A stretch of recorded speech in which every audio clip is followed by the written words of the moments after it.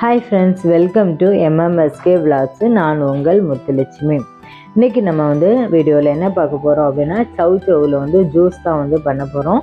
இந்த சவுச்சவில் பார்த்தோம் அப்படின்னா நிறைய பெனிஃபிட் இருக்குது. இதில் நம்ம கூட்டாக வச்சு பார்த்துருப்போம், பொரியல் பண்ணியிருப்போம், தொக்கு வச்சுருப்போம், சாம்பார் வச்சுருப்போம்.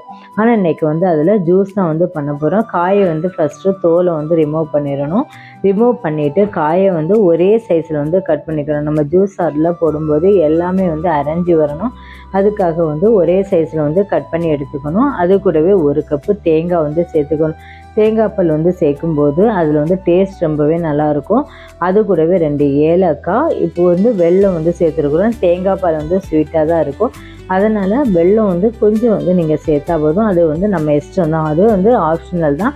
வேணும்னா சேர்த்துக்கலாம், இல்லை அப்படின்னா அப்படியே குடிக்கிறதா இருந்தால் கூட நம்ம குடிச்சிக்கலாம். இப்போ நம்ம மிக்ஸியில் நல்லா அரைச்சி எடுத்தாச்சு. இதை நம்ம ஃபில்டர் பண்ணி எடுக்கணும். ஃபில்டர் பண்ணும்போது நம்ம சின்ன ஃபில்டர்லேயே வச்சு ஃபில்டர் பண்ணிட்டோம் அப்படின்னா கீழே நமக்கு தேங்காய் இதெல்லாம் வராது. அதை அப்படியே நம்ம ஃபில்டர் பண்ணி எடுத்துடலாம். ஏன்னா இதில் ஃபில்டர் பண்ணதுக்கப்புறம் இதில் எதுவுமே சேர்க்கணுன்னு அவசியம் இல்லை. ஏன்னா எல்லாமே நம்ம சேர்த்து தான் அரைச்சிருக்கிறோம். அதனால் இதில் எதுவுமே சேர்க்கணுன்ட்டு அவசியமே இல்லை. இப்போ இந்த சவுச்சவை எடுத்துட்டோம் அப்படின்னா, இப்போ சுகர் பேஷண்ட் ரெகுலர் எடுத்துகிட்டு இருந்தால் அவங்களுக்கு சுகர் கண்ட்ரோல் ஆகும்.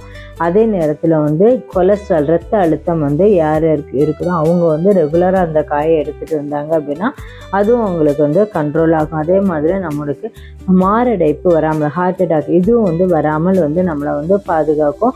அந்த அளவுக்கு ஹெல்த் பெனிஃபிட்டான ரொம்பவே ஆரோக்கியமான ஒரு டிஷ்ஷு. ரெகுலராகவே நீங்கள் இந்த காயில் இந்த தேங்காய் பால் சேர்த்து நீங்கள் எடுத்துகிட்டு இருந்தீங்க அப்படின்னா உங்களுடைய ஆரோக்கியம் ரொம்பவே உடம்பு ஆரோக்கியமாக இருக்கும். இது செய்கிறது ரொம்பவே சிம்பிளாக செஞ்சுருங்க. கரெக்டாக ஒரு 5 மினிட்ஸ் 10 மினிட்ஸுக்குள்ளாடி நம்ம இந்த ஜூஸை ரெடி பண்ணிடலாங்க.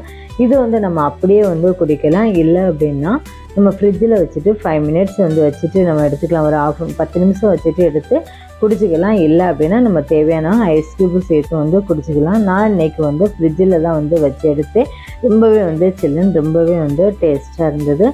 ஃபஸ்ட் டைம் தான் நீங்கள் இந்த வீடியோவை பார்க்குறீங்க அப்படின்னா சப்ஸ்கிரைப் பண்ணிவிட்டு பாருங்கள்.